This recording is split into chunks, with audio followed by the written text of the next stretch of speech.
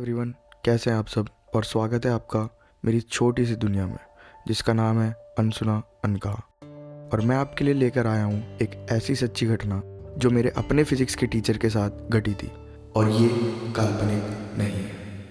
तो मैं बात कर रहा हूँ 2015 की, और मैं दिल्ली का रहने वाला हूँ। मैं मेडिकल स्ट्रीम से था और मैं उस टाइम पे फिज़िक्स, केमिस्ट्री, बायोलॉजी इन सब के ट्यूशन्स वगैरह जाता था। बट मेरा जो सबसे बेस्ट ट्यूशन था, लाइक मेरे को जहाँ जाने का मन करता था, टीचर भी अच्छे थे, बहुत अच्छे टीचर थे, वो समझाते थे, वो समझ आता था। तो मैं फिज़िक्स केमिस्ट्री एक जगह जाया करता था। उन सर का नाम था अंकित सर। अंकित सर एक बहुत ही सुलझे हुए इंसान थे। उनका डेली का रूटीन था कि सुबह पहले स्कूल में टीचर थे वो, उसके बाद 3 बजे के बाद हमारा बैच आता था, उसके बाद और भी 2 बैचेस आते थे, और फिर उसके बाद वो 1-2 होम ट्यूशन दिया करते थे। तो पूरा दिन उनका पैक रहता था। कभी कभार घर जाया करते थे, और कभी कभार फ्रेंड्स के यहीं रुक गए कि सुबह जल्दी जाना है एंड ऑल ऐसा। अब उनको इस रूटीन में इतनी प्रॉब्लम होने लगी कि उन्होंने सोचा कि यार एक फ़्लैट ही ले लिया जाए जिसमें मैं ट्यूशन्स भी पढ़ा लिया करूँगा। तो उन्होंने ये सोचा और एक फ़्लैट मिला 2nd फ्लोर पे। वो फ्लैट उनको बहुत सस्ते में मिल गया था, पता नहीं क्यों, बट ये पता नहीं क्यों बाद में समझ आ जाएगा।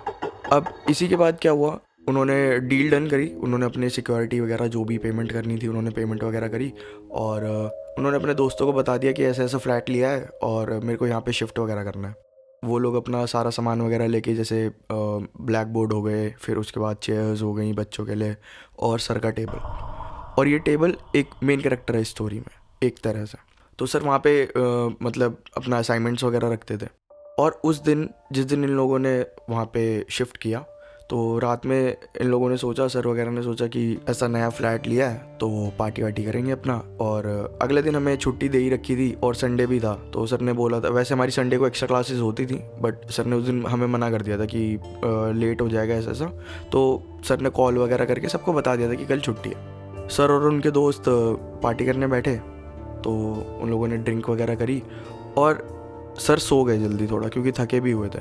और एकदम से उनके एक दोस्त के फ़ोन पे कॉल आता है कि ऐसा ऐसा घर आना है, काम है ऐसा करके।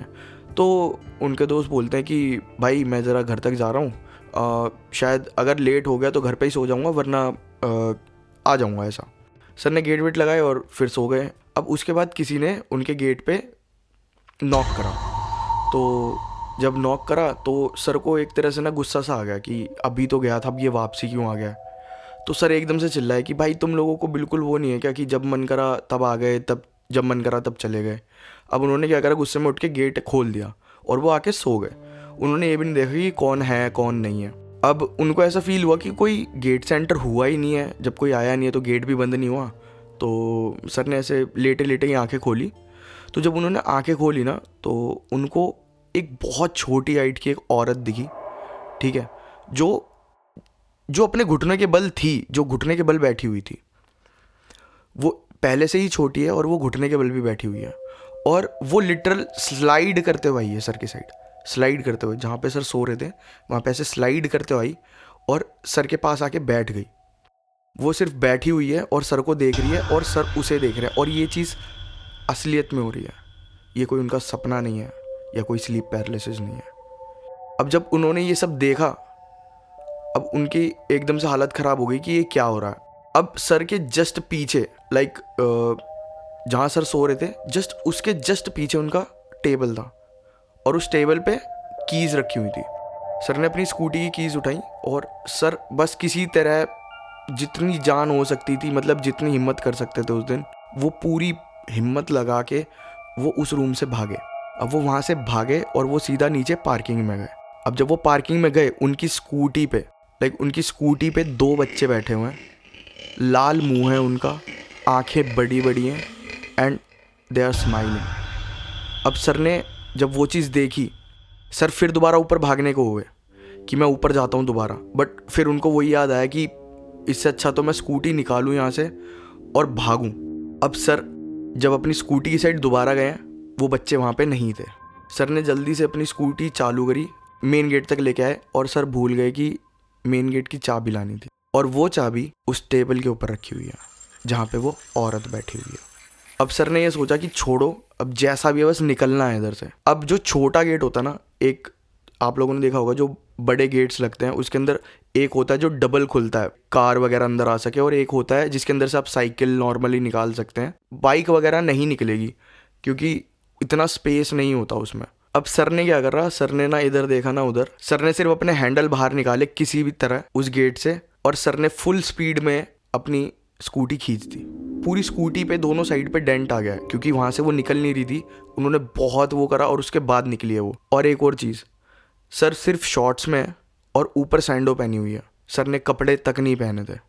अब सर वहाँ से निकलते हैं और निकल के सबसे पहले लाइक लोग ऐसे उनको देख रहे हैं, वो सोच रहे हैं कि क्या करूं क्या नहीं, और वो सीधा जाके जहाँ पे सर का ट्यूशन था जो फ्लैट, जब हम वहाँ से एंड पे जाते हैं तो उसी रोड पे आगे जाके एक बीकानेर स्वीट्स पड़ता था, तो वहाँ पे एक रात में गार्ड अंकल बैठा करते थे।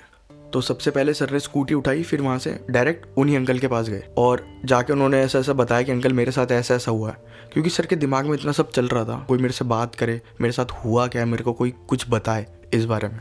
अब उन अंकल ने क्या करा, सर की पूरी बात सुनी बहुत ध्यान से, और उसके बाद 2 पत्थर उठाए और back side the passenger seat वहाँ पे अंकल ने 2 ऐसे पत्थर फेंके। तो सर ने पूछा कि अंकल मैं आपसे ऐसी बातें शेयर कर रहा हूँ, आप क्या मेरे को पागल तो नहीं समझ रहे? तो बोले बेटा नहीं, मैं उन 2 बच्चों को मार रहा हूँ जिनके बारे में तू अपनी बातों में बता रहा था मेरे को। और सर उस टाइम पे इतना डर गए, सर ने उस टाइम पे दोबारा स्कूटी चालू करी, उन अंकल से कोई बात नहीं करी, और वो सीधा सुभाष नगर पहुँचे। वहाँ पे गए, वहाँ पे थोड़ी देर बैठे हुए थे, तो कोई वहाँ से लड़का आया और उसने पूछा कि क्या हो गया भाई, आप बहुत परेशान लग रहे हो ऐसा करके।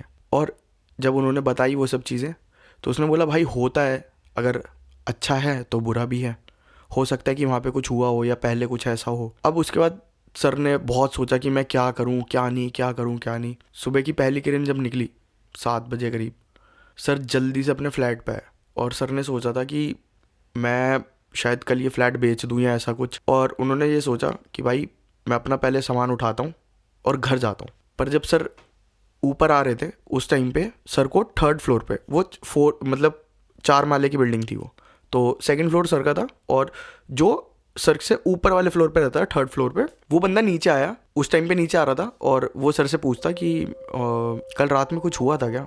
मेरे को रात में आवाज़ वगैरह आई और मैंने आके देखा तो आपका फ्लैट वगैरह भी खुला हुआ था।